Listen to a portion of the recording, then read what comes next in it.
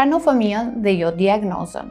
Përshëndetje, unë jam Griselda Geci, terapiste zhvillimi, dhe sot dua të flas për diçka shumë të rëndësishëm për prindërit që kanë një fëmijë në spektrin e autizmit.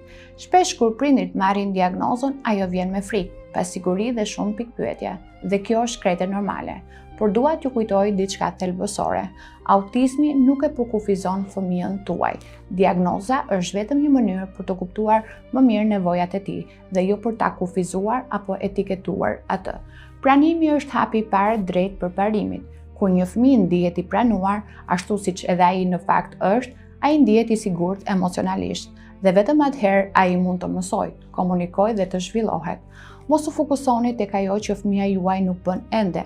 Vini re përpjekjet e vogla, një shikim, një gest, një tentativë për komunikim. Ato janë hapa shumë të rëndësishëm. Punoni me fëmijën tuaj dhe jo kundër tij, dhe mbani mend, ky rrugtim nuk është i lehtë, por ju nuk jeni vetëm.